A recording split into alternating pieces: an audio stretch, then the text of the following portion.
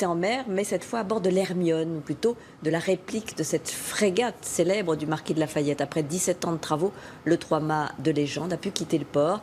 Alors il faut maintenant que l'équipage l'apprivoise et le fasse naviguer. Valérie Leroux-Coleno et Yann Lagoutte l'ont suivi au large de Brest. Majestueuse silhouette au large de Camaret. Sa voilure gonflée au vent, l'Hermione a fière allure.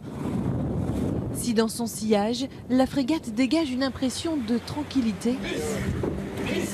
Allez, tourne, babo. Sur le pont, les 73 membres d'équipage déploient toute leur énergie pour la faire voguer.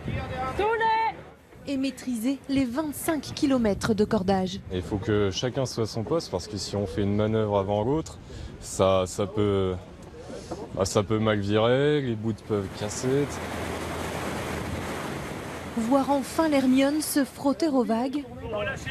Plaisir ultime pour ces passionnés comme Sébastien qui ont participé à la reconstruction de ce voilier de légende. C'est de l'entendre craquer, c'est de le voir vivre en fait.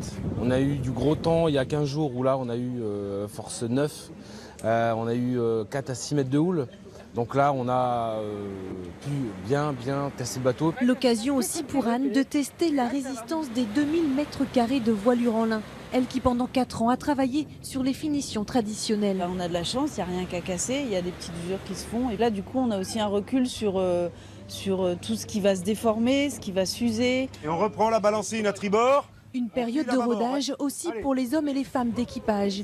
18 marins professionnels. Ok, tiens bon, lignée, grand lignée.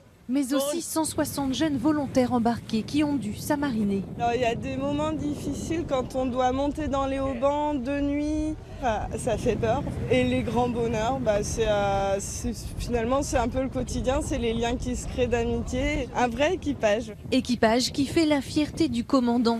Faire revivre au XXIe siècle l'Hermione du XVIIIe, armée à l'époque par 200 marins chevronnés, un défi relevé.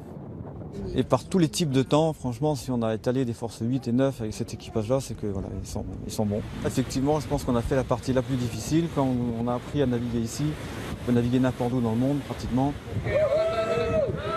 Lundi matin, l'Hermione quittera Brest, direction Rochefort. Après 2 mois d'essai en mer, la frégate va entamer une période d'hivernage, l'occasion d'effectuer quelques derniers travaux avant le rêve américain, la traversée de l'Atlantique en avril 2015.